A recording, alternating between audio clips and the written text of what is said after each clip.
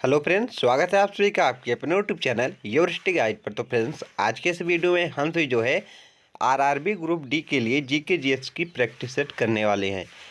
अगर आप सभी चैनल पर नए हैं फ्रेंड्स, तो चैनल को सब्सक्राइब जरूर करिएगा, क्योंकि आप सभी को डेली बेसिस पर इस चैनल पर आरआरबी ग्रुप डी के लिए 2 क्लास जीके जीएस की मिलती है।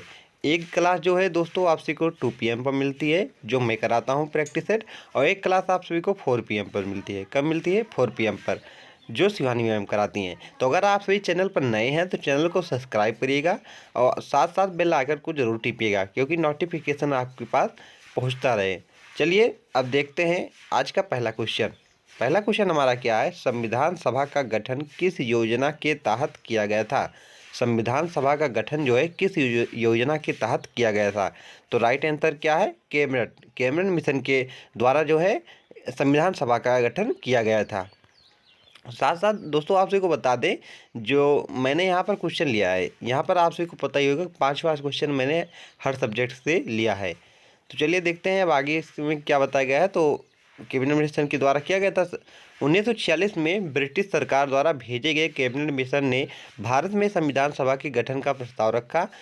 इस सभा का उद्देश्य जो है स्वतंत्र भारत के लिए संविधान तैयार करना था। आगे देखते हैं। संविधान सभा की पहली बैठक कब और कहाँ हुई थी? संविधान सभा की प्रथम बैठक जो है कब और कहाँ पर हुई थी? तो राइट आंसर क्या है? ऑप्शन हमारा बी बिल्कुल राइट है। 9 दिसंबर 1946 को दिल्ली में हुई थी। कहाँ पर? 9 दिसंबर 1946 को दिल्ली में हुई थी। अगर बात कर ले संविधान के पहली सभा हुई थी, उसके अध्यक्ष कौन थे? तो अब बात कर लें इसके अध्यक्ष कौन थे। डॉक्टर सच्चिदानंद सिन्हा थे। कौन थे? डॉक्टर सच्चिदानंद सिन्हा थे। नीचे आप सभी को लिखा हुआ मिलेगा। भारत की संविधान सभा की पहली बैठक 9 दिसंबर 1946 को नई दिल्ली में हुई थी। इस बैठक की अध्यक्षता अस्थायी अध्यक्ष जो थे डॉक्टर सच्चिदानंद सिन्हा थे। कौन थे? डॉक्टर सच्चिदानंद सिन्हा थे। ये भी आप याद रखिएगा। क्यों इन्हें चुना गया था? तो क्योंकि जो संविधान सभा थी उसमें सबसे बुजुर्ग ये थे, इसलिए इन्हें चुना गया था। आगे देखते हैं। संविधान सभा के अस्थायी अध्यक्ष कौन थे? संविधान सभा के अस्थायी अध्यक्ष कौन थे? तो संविधान सभा के अस्थायी अध्यक्ष जो है डॉक्टर राजेंद्र प्रसाद थे। कब बने थे? तो 11 दिसंबर 1946 को ये बने थे। ये भी आप याद रखिएगा। अगर अस्थायी पूछेगा तो आप डॉक्टर सच्चिदानंद सिन्हा टिक करेंगे, अगर स्थायी पूछेगा तो डॉक्टर राजेंद्र प्रसाद आप टिक करेंगे। संविधान सभा ने 11 दिसंबर 1946 को डॉक्टर राजेंद्र प्रसाद को अपना अस्थायी अध्यक्ष चुना। वे स्वतंत्र भारत के पहले राष्ट्रपति भी रहे हैं। आगे देखते हैं। भारतीय संविधान सभा के ड्राफ्टिंग कमेटी के अध्यक्ष कौन थे? तो इसका राइट आंसर क्या है? ऑप्शन हमारा ए बिल्कुल राइट है। BR अम्बेडकर। कौन? डॉक्टर भीमराव अम्बेडकर जो थे ये थे। डॉक्टर भीमराव अम्बेडकर को संविधान सभा के ड्राफ्टिंग कमेटी, मतलब संविधान मसौदा समिति बोल लें या प्रारूप समिति बोल लें, एक ही है, का अध्यक्ष बनाया गया। इस समिति का कार्य भारतीय संविधान का प्रारूप तैयार करना था।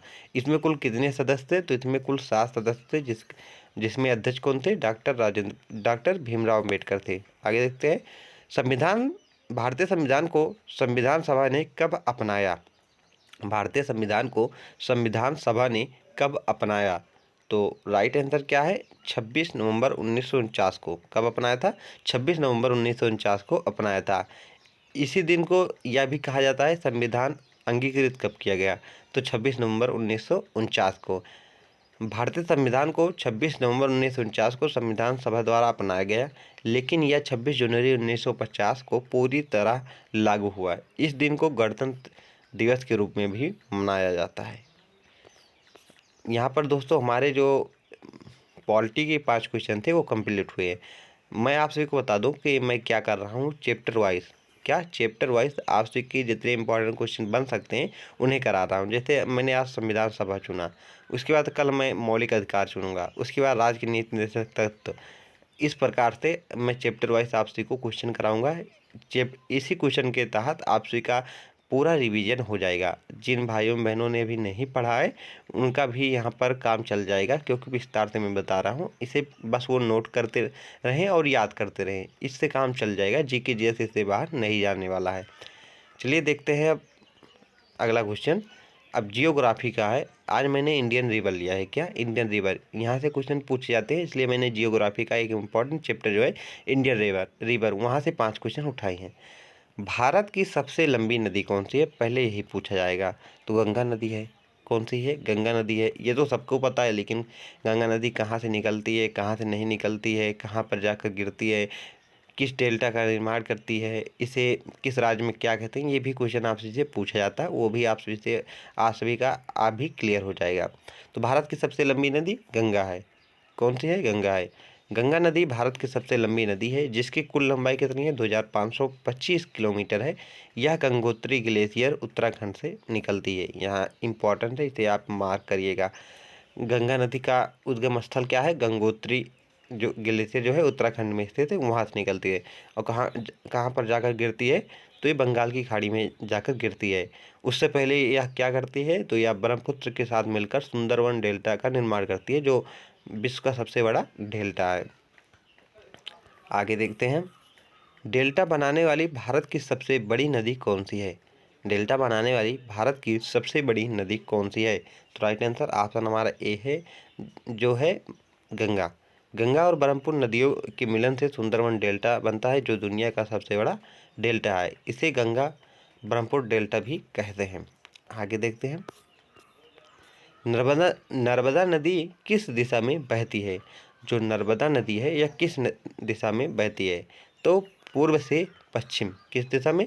पूर्व से पश्चिम बहती है। बाकी पश्चिम से सब पूर्व बहती है, लेकिन यह पूर्व से पश्चिम बहती है। नर्मदा नदी एक पश्चिम बहाव वाली नदी है, जो अमरकंटक मध्य प्रदेश से निकलकर अरब सागर में गिरती है। ये इंपॉर्टेंट है। नर्मदा नदी का उद्गम स्थल क्या कौन सा है? तो अमरकंटक जो है यह है। अमरकंटक कहाँ पर स्थित है? तो मध्य प्रदेश में स्थित है। नेक्स्ट, दक्षिण गंगा किस नदी को कहा जाता है? दक्षिण गंगा किस नदी को कहा जाता है? तो गोदावरी नदी को जो है दक्षिण गंगा कहा जाता है। अभी आपसे को बता दें, आरपीएफ एसआई का पेपर हुआ था, उसमें यह क्वेश्चन पूछा गया था, ये कि दक्षिण की गंगा किस नदी को कहा जाता है? तो गोदावरी को कहा जाता है। गोदावरी को दक्षिण गंगा कहा जाता है क्योंकि यह दक्षिण भारत की सबसे लंबी नदी है। इसकी लंबाई जो है 1465 किलोमीटर है, और यह महाराष्ट्र के त्रिवेंकेश्वर से निकलती है। नेक्स्ट, कौन सी नदी गंगा की सहायक नदी नहीं है? कौन सी नदी जो है गंगा की सहायक नदी नहीं है? तो महानदी जो है गंगा की सहायक नदी नहीं है। बाकी चंबल होगी, गोमती होगी, यमुना हो गई, रामगंगा हो गई, कोसी हो गई, फिर गंडक हो गई, यमुना हो गई, ये सब क्या है? ये सब गंगा की सहायक नदियाँ हैं। आगे देखते हैं, महानदी गंगा की सहायक नदी नहीं है।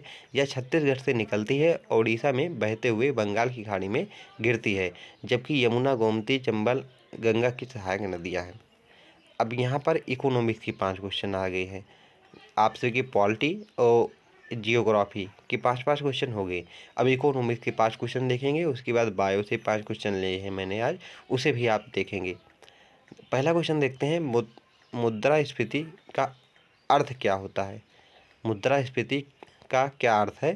तो ऑप्शन देख सकते हैं यहाँ पर, मुद्रा की मात्रा में वृद्धि, मुद्रा की कीमतों में वृद्धि, उत्पादन में वृद्धि, या निर्यात में वृद्धि। तो राइट आंसर क्या है? राइट आंसर ऑप्शन हमारा भी बिल्कुल राइट है। वस्तुओं की कीमत में जो है वृद्धि को क्या कहते हैं? मुद्रास्फीति कहते हैं।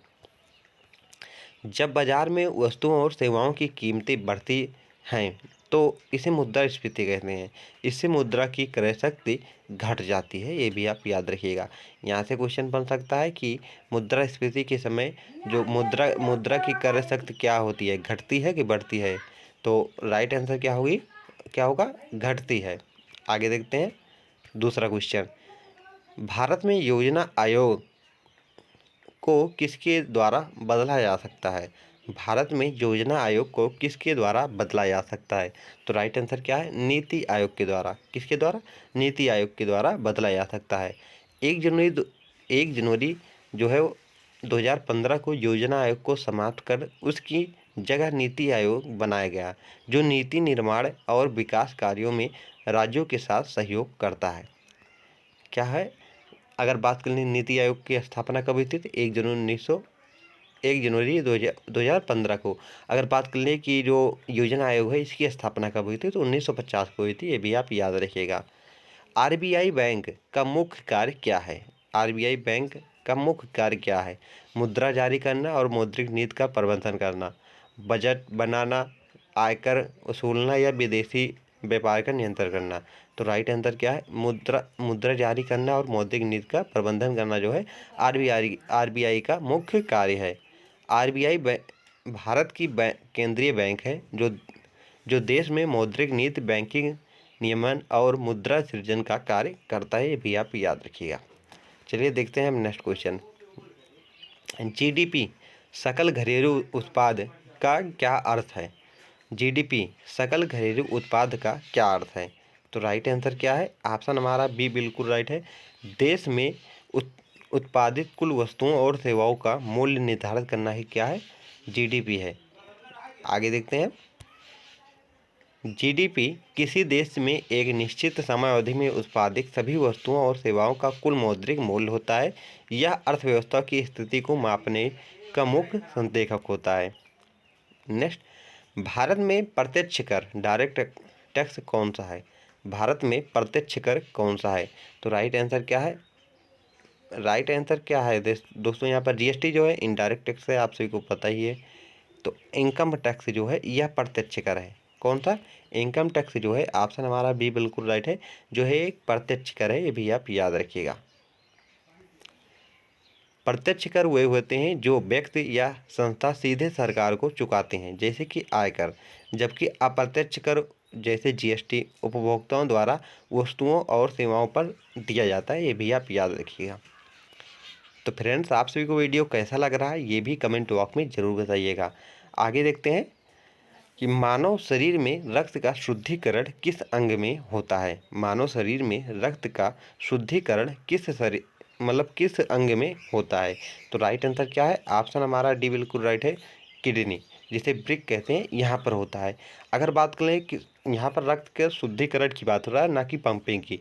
जो हृदय हमारा है, हृदय क्या करता है? ये हमारे ब्लड को जो है पंप करता है और हमारे सभी नसों में भेजता है। लेकिन अगर बात करें कि रक्त का शुद्धिकरण कौन करता है, तो किडनी करता है।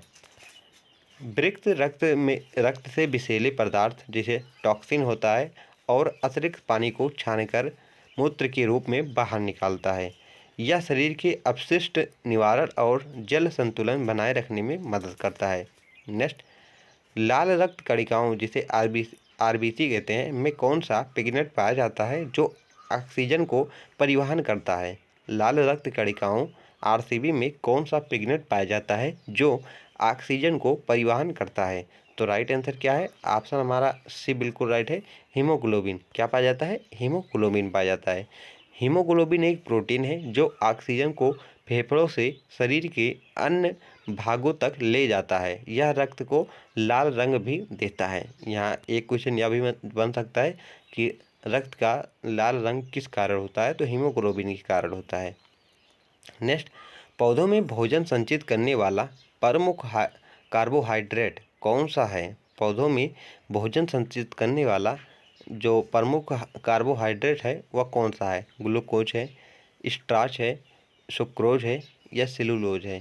तो राइट आंसर क्या है? ग्लूकोज। ऑप्शन हमारा ऑप्शन हमारा सी बिल्कुल राइट है, स्टार्च है। क्या है? स्टार्च है। पौधे प्रकाश संश्लेषण के दौरान जो है ग्लूकोज का निर्माण करते हैं और इसे स्टार्च के रूप में संग्रहित करते हैं। स्टार्च पौधों का मुख्य ऊर्जा भंडार स्रोत होता है। आगे देखते हैं, मानव शरीर की सबसे बड़ी ग्रंथि कौन सी है? मानव शरीर की सबसे बड़ी ग्रंथि कौन सी है? तो यकृत जो है मानव शरीर की सबसे बड़ी ग्रंथि है, ये भी आप याद रखिएगा। यकृत मानव शरीर की सबसे बड़ी ग्रंथि होती है। यह पित्त का उत्पादन करता है जो वसा के पाचन में मदद करता है। यह शरीर से विषैले पदार्थों को हटाने और चयापचय को नियंत्रित करने में भी महत्वपूर्ण भूमिका निभाता है। नेक्स्ट, शरीर में हड्डियों की कुल संख्या कितनी है? शरीर में हड्डियों की कुल संख्या कितनी है? तो 206 है। कितनी है? 206 है। एक वयस्क मानव के शरीर में कुल 206 हड्डियां होती हैं, जबकि जन्म के शिशु जन्म के समय शिशु के शरीर में लगभग 300 हड्डियां होती हैं, जो समय के साथ साथ मिलकर 206 बन जाती हैं। तो फ्रेंड्स, आप सभी को वीडियो कैसा लगा है कमेंट बॉक्स में ज़रूर बताइएगा। अगर वीडियो पसंद आ रहा है तो चैनल को सब्सक्राइब करें, वीडियो को लाइक करें तथा अपने फ्रेंड के पास शेयर करें, ताकि आपका अपना चैनल और आगे ग्रो कर सके। क्लास की पीडीएफ के लिए आप टेलीग्राम चैनल को ज्वाइन कर सकते हैं, जिसकी लिंक मैं आप सभी को डिस्क्रिप्शन में प्रोवाइड कर दूंगा। वहां से आप जुड़कर इस क्लास की पीडीएफ भी प्राप्त कर सकते हैं। तो चलिए फ्रेंड्स, हम मिलते हैं नेक्स्ट वीडियो के लिए। तब तक के लिए बाय बाय, टाटा।